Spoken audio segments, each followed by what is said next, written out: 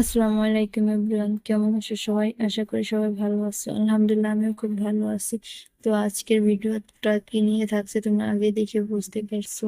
তো প্রথম রমজানে কি রান্না করলাম সেহরির জন্য, তো প্রথম সেহরিতে কি খাইলাম, কি রান্না করলাম, তো আজকের ভিডিওতে নিয়ে থাকছে। তো আজকে সেহরিতে আমি মুরগির মাংস রান্না করবো, দেশি মুরগির মাংস।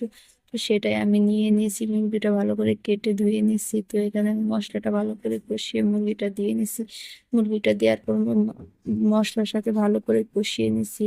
তারপর আমি লাল শাক রান্না করবো, এদিকে আমি লাল শাকটা বসিয়ে দিচ্ছি। ওইদিকে আমার মুরগির মাংসটা খুব ভালো করে কষানো হয়ে গেছে। তারপর আমি মুরগির মাংসটা খুব ভালো করে কষিয়ে নিতেছিলাম। মুরগির মাংস বা যে কোনো মাংস হোক বা মাছ হোক, ভালো করে কষিয়ে নিলে তরকারি বেশি কষালে অনেক মজা হয় খাইতে। তো এই যে আমি খুব ভালো করে কষিয়ে নিতেছি। আমার আম্মু বলে যত কষাবে তত মজা হয়, তার জন্য আমি একটু বেশি কষিয়ে নিছি।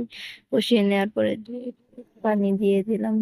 পানি দিয়ে ভালো করে নেড়ে চেড়ে দিব, নেড়ে চেড়ে রেখে দেবো জাল হওয়ার জন্য। তারপরে যে আমি তখন দেখালাম শাক, তো শাকটা আমার হয়ে গেছে, তার জন্য আমি বাগার দিয়ে বাগারের জন্য রসুন নিয়ে নিয়েছি আর তেল।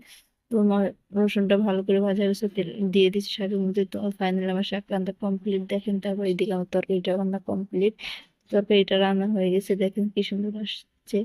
রান্না বান্না শেষ করে এখন আমার ছেলেটাকে আমি খাওয়াবো, তার জন্য নিয়ে এসেছি। দেখেন কি না করতেছে, যে খেয়ে আর জোর করতে দেবো, অথচ ও কিচ্ছুই খেতে চায় না।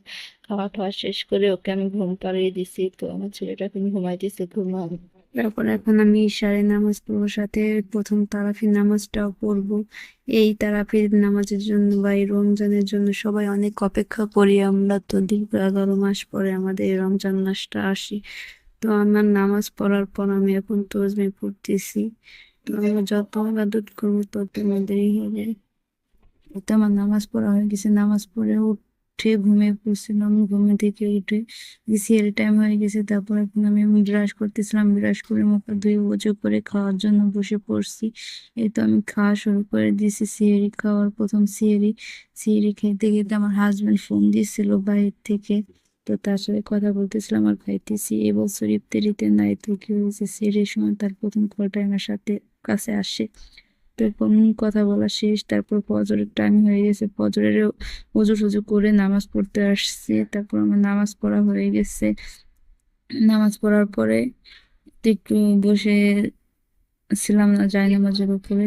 তারপরে আমার ছেলেটা উঠে গেছে, ও বললো এখন নাকি নামাজ পড়বে। তারপর ওকে পাঞ্জাবি পরাই দিছি, করছি।